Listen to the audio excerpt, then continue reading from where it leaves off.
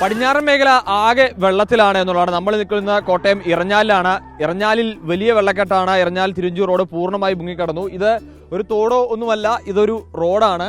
ഈ റോട്ടിൽ മുഴുവൻ വെള്ളമായിരിക്കുകയാണ്. എന്നാൽ ഇപ്പോൾ ഇവിടെ നമ്മളിവിടെ കാണുന്ന ഒരു കാഴ്ച എന്ന് പറയുന്നത് ഒരുപക്ഷെ എല്ലാവരുടെയും ദുരന്തവും അതിൻ്റെ ദുഃഖവും വേദനയും ബുദ്ധിമുട്ടുകളും കഷ്ടപ്പാടും ഒക്കെയാണ്.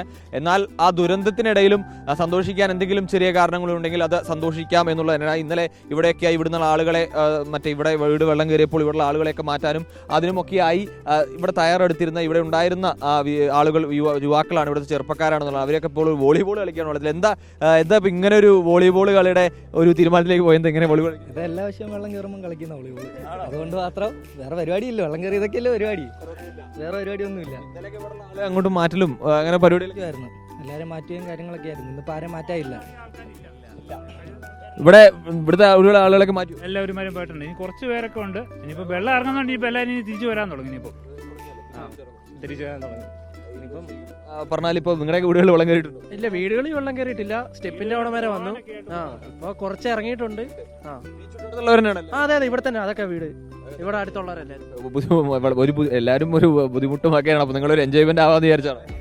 ചുമ്മാ നല്ല രസമാണ് കളിക്കാൻ. അപ്പോൾ നമ്മൾ എല്ലാ വർഷവും ആവശ്യമായ കാര്യങ്ങൾ ചെയ്തു കൊടുക്കും. എന്നിട്ട് ഞങ്ങൾ ഞങ്ങളുടെ രീതിയിൽ സന്തോഷിക്കും. എന്തെങ്കിലുമൊക്കെ സന്തോഷിക്കാൻ ചെറിയ കാരണങ്ങൾ അത് ഉപയോഗിക്കണം. അതെ, അതാണ്. ഒരു വല്ലാത്ത വെള്ളക്കെട്ടായി പോലെ കഴിഞ്ഞ പ്രാവശ്യം ഒന്നും ഇത്ര കയറിയില്ല. ഇത് പെട്ടെന്ന് വരുമായിരുന്നു, പെട്ടെന്ന് രാത്രി കയറി വന്നു. കഴിഞ്ഞ പ്രാവശ്യം അതായത് മുൻകാലങ്ങളിലൊന്നും ഇത്ര വലിയ വെള്ളക്കെട്ടുണ്ടായിട്ടില്ല. എന്താ അവസ്ഥ?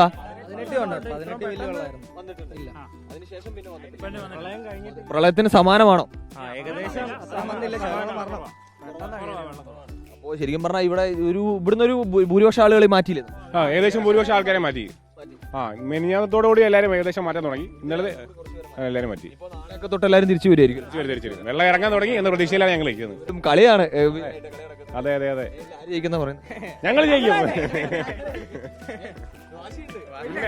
വെള്ളത്തിലാണെങ്കിൽ എന്തായാലും നല്ല വാശിയേറിയ മത്സരമാണ്. കളി നടക്കട്ടെ. വാശിയേറിയ മത്സരം തന്നെയാണ് നടക്കുന്നത്. ഒരു വശത്തെ വെള്ളക്കെട്ടും ദുരിതവും ഒക്കെയാണ്. അപ്പോൾ ആ ദുരിതത്തിനിടയിൽ ഇവരെയൊക്കെ വീടുകളിൽ വെള്ളം കയറിയിട്ടുണ്ട്. അപ്പോൾ എന്തെങ്കിലുമൊക്കെ വിശ്രമ സമയമാണ്, വേറെ പണിയൊന്നുമില്ല. എല്ലാ വർഷവും കളിക്കുന്നതാണ് എന്നാണ് ഇവരും പറയുന്നത്. എന്തായാലും ഗംഭീരമായൊരു വോളിബോൾ മത്സരം അല്ലെങ്കിൽ വോളിബോൾ കളി തന്നെയാണ് ഇവിടെ നടന്നുകൊണ്ടിരിക്കുന്നത്. വീഡിയോ ചാനൽ രഞ്ജിത്ത് കളത്തിപ്പടിക്കൊപ്പം reporter Akhil, in reporter, Kottayam.